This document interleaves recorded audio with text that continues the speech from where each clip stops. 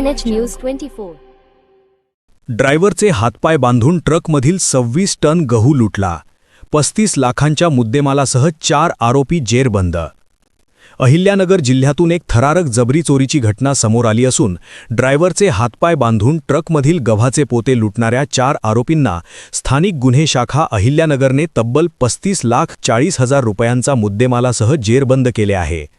या प्रकरणी फिर्यादी जगदीश चतुर्भुज माळी वय 55 वर्षे राहणार लहुजा तालुका सीतामहू जिल्हा मंदसौर मध्य प्रदेश हे टाटा कंपनीच्या ट्रक क्रमांक RJ09GE 5957 मधून मध्य प्रदेशातून सोलापूरकडे गहू घेऊन जात असताना 27 जानेवारी 2026 रोजी रात्री 8:30च्या सुमारास देहरे टोल नाक्याजवळ 4 तोंड बांधलेल्या इसमांनी ट्रकमध्ये घुसखोरी केली.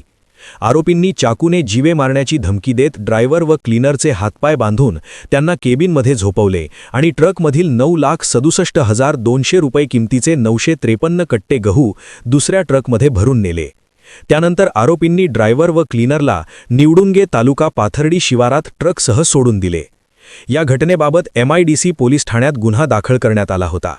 घटनेचे गांभीर्य ओळखून पोलीस अधीक्षक अहिल्यानगर सोमनाथ घारगे यांनी स्थानिक गुन्हे शाखेला तातडीने तपासाचे आदेश दिले. पोलीस निरीक्षक किरण कुमार कबाडी यांच्या नेतृत्वाखाली 3 पथके तयार करण्यात आली. तांत्रिक व गोपनीय माहितीच्या आधारे हा गुन्हा अर्जुन सिंग सरदार व त्याच्या साथीदारांनी केल्याचे निष्पन्न झाले. आरोपी मध्य प्रदेशातून पुण्याच्या दिशेने जात असल्याची माहिती मिळाल्यानंतर अरणगाव परिसरात ट्रक क्रमांक RJ11GC 2704 थांबवून 2 आरोपींना ताब्यात घेण्यात आले. चौकशीत अर्जुन सिंग नारायण सिंग सरदार वय 41 वर्षे आणि सागर सिंग गुरजंद सिंग सरदार वय 44 वर्षे यांनी गुन्ह्याची कबुली दिली. तसेच त्यांचे इतर 2 साथीदार कल्ला शब्बीरा कोहरी वय 25 वर्षे आणि रतिलाल मदनलाल कोहरी वय 40 वर्षे यांनाही अटक करण्यात आली.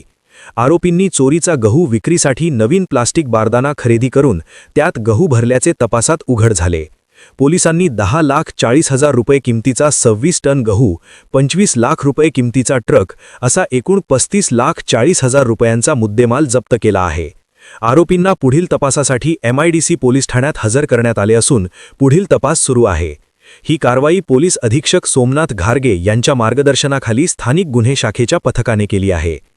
KNH न्यूज 24 साठी यासीन सय्यद.